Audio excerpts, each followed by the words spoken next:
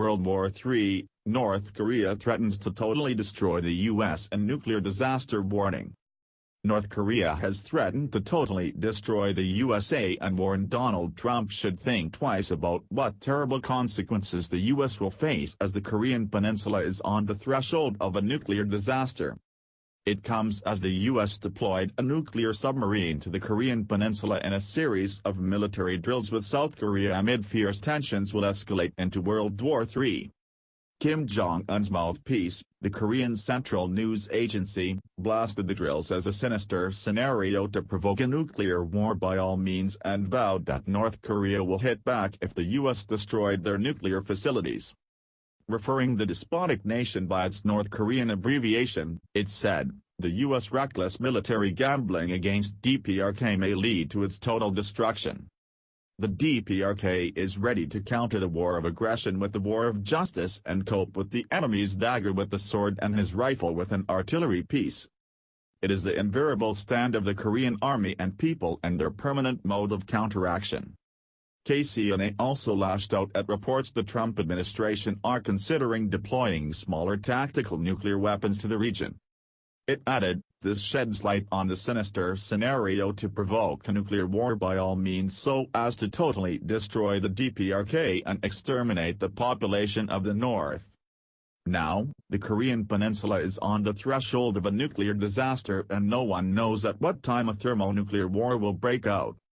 The Trump group should think twice about what terrible consequences the U.S. will face due to its scheme for a nuclear attack on the DPRK.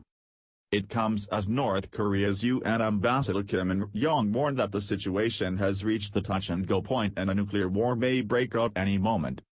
Kim Jong-un's representative told the UN General Assembly's Disarmament Committee that no country in the world except North Korea has been subjected to such an extreme and direct nuclear threat from the U.S., and claimed his country has the right to self-defense. He added that North Korea had now become a full-fledged nuclear power which possesses the delivery means of various ranges, including the atomic bomb, H-bomb and intercontinental ballistic rockets. Kim also warned that the entire U.S. mainland is within our firing range and if the Washington invades it will not escape our severe punishment in any part of the globe. Propaganda posters released to South Korea by the North also depicted missiles pointed at the U.S. government's Capitol building and a North Korean soldier stamping on what appears to be Donald Trump's decapitated head. Experts yesterday warned the U.S. government that North Korea could obliterate 90% of the USA if Kim Jong-un detonates a deadly nuclear electromagnetic pulse, EMP, bomb. Dr. William R. Graham and Dr. Peter Vincent Pry, from the EMP Commission, told the U.S. House of Representatives that fridges, lights, water and communication devices would become void if the hydrogen bomb detonated at an altitude of 30 to 400 kilometers above a target.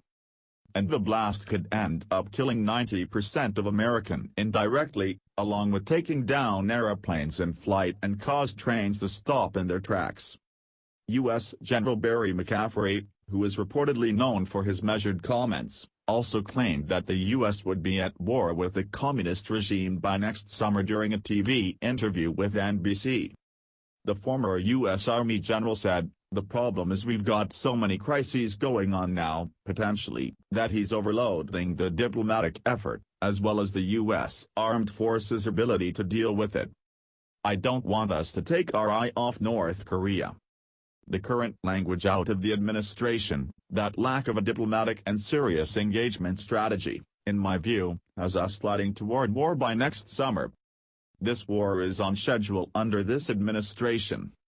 The news comes as the U.S. deployed the USS Ronald Reagan aircraft carrier and 2 Arleigh Burke-class destroyers to the Korean Peninsula as part of week-long Navy drills with South Korea, which began yesterday. They were joined by South Korean warships and aircraft as well as the U.S. Special Forces aboard one of the nation's nuclear-powered submarines.